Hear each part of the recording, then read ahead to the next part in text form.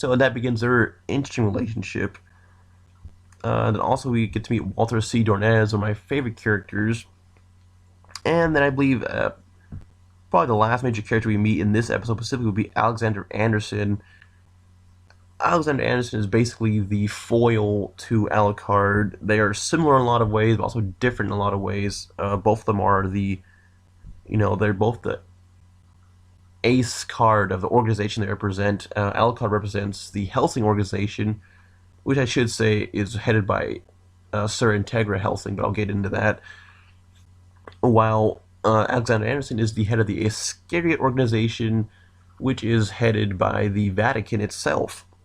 So basically, it's two different, although not Helsing's not very religiously focused. For God's sake, they have Alucard in their employment. However, it does represent Protestant England, while the Vatican, of course, is Catholicism. And so that's where a lot of the attention lies overall.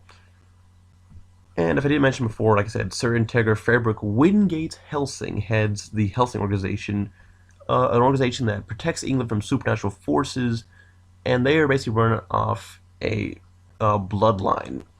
And Sir Integra, she is the latest, although she did have to kill her uncle to get it, which is very interesting. And also, I'll post it in an actual thing. There will be spoilers, of course. So, like I said, the basic point of this episode is introduce the main players. And as far as antagonists, the main antagonist of this episode would definitely be Alexander Anderson. But the relationship between, Anderson and Alucard will expand and grow over time until finally it reaches its peak in the later episodes. So what I think of this first episode, I think it was pretty freaking good. I know many people criticize the first episode a little bit because the anime, which follows this storyline first OVA very similarly. However, they do it, I guess you could say, in a less comedic fashion. For a long time, Saracen, a long time in the anime, she struggles to accept what she is, and trying to accept this new life, sleeping in a coffin, things like that, and it's very serious emotional trauma for her, for Sarah's Victoria.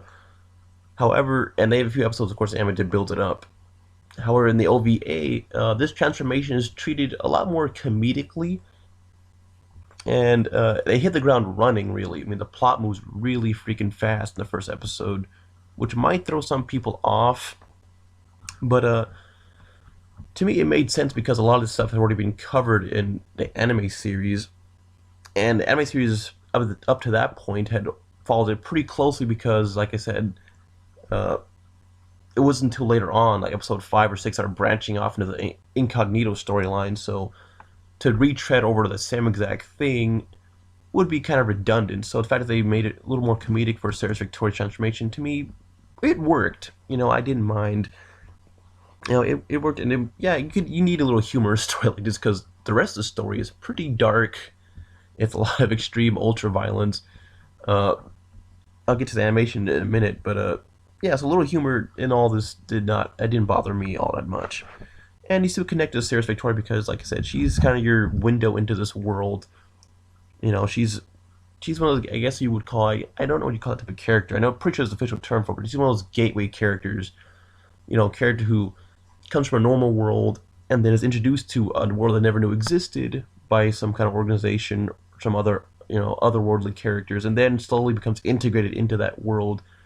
We've seen this type of storyline many times, including in, the first Blade movie, where the Doctor, I believe Karen, I forget the name, it's been a long time since I watched it. I own it. I own all the Blade movies. I watched the show and everything, but I forget the name of the Doctor in the first movie, but she was that type of character, didn't know what the hell is going on, wakes up, finds herself in this very strange situation, and she meets Blade and Whistler and just the world of vampires in general.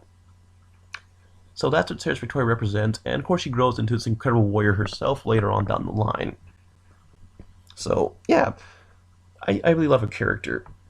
And of course we meet the leaders of Hellsing, namely Integra. She's basically just the ultimate badass who commands respect of even someone such as Alucard. Although even she herself was kind of inferior at meeting Alexander Anderson, who's the badass of Iscariot. But all the same, though, she's an incredible leader, and like I said, she commands respect as the most powerful vampire on Earth. So she's clearly not someone to be trifled with, and that's basically her role in the story. She's the leader who usually is faced with very hard decisions, and her decisions keep getting harder and harder as the story progresses. But here, we just meet her. She's the leader, and that's pretty much all we need to know. Although we do need to know that her relationship with Alucard started when she was young, because, like I said, the Hellsing is a family-run organization, and her own uncle tried to kill her at a ripe age of, I think, like 12 or so, because he wanted to rule. He wanted to be the head of the Hellsing organization. Instead, his brother had chosen his own daughter as a child instead. And yeah, it's just very interesting. She's a very interesting character. I love her. And of course, you see in this first episode with her fetish for cigars. Although later on in the series, this will turn into almost kind of a joke, as every character grabs a cigarette or cigar, smokes it for about 2 hits, and then tosses it to the ground and says something dramatic. It becomes almost a trope in the series itself, which is comedic. It doesn't bother me, but once someone did point out, it was impossible not to unnotice the fact that, yeah, there's a lot of cigarette wasting in this whole series, but that's on a comedic side note. And then, of course, is Alucard himself.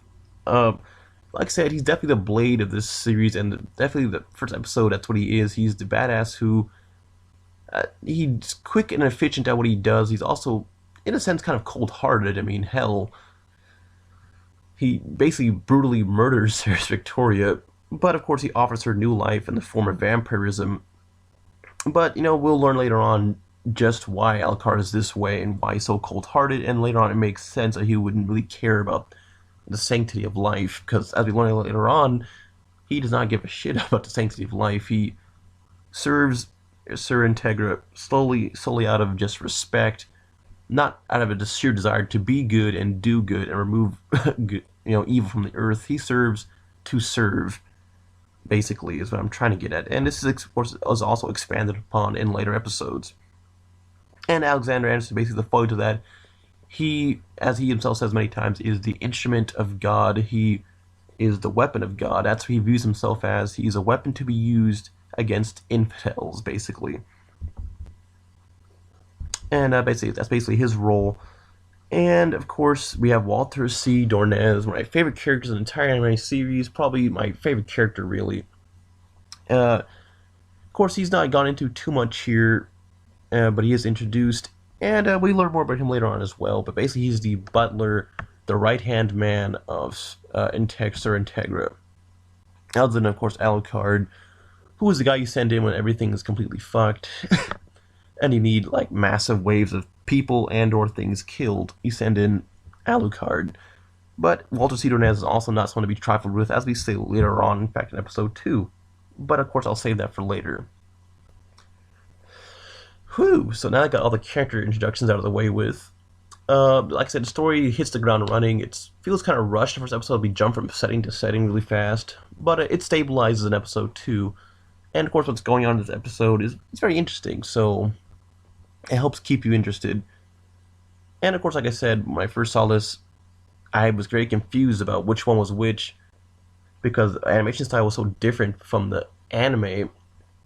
And let's be fair here, the animation of the freaking OVA is just outstandingly badass. Everything looks freaking fantastic.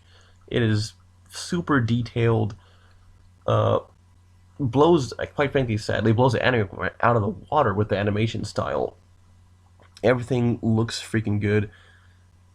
Although I will say this, I feel like the OVA, at least the first episode, was trying to emulate the look of the anime just a little bit. I can really tell, kind of, especially in the shading, the way it was done, that although it was definitely, enhanced greatly from the anime, it still kept the same feel of it, especially with the thick outlines.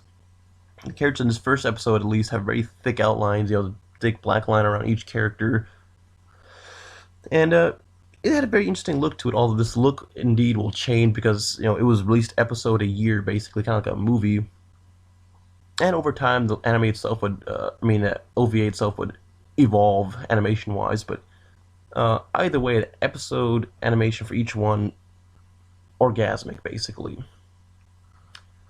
And that's really all I wanted to say about the first episode, because, like I said, just a bunch of introductions, basically, and this plot will evolve in episode 2, and we learn a new threat.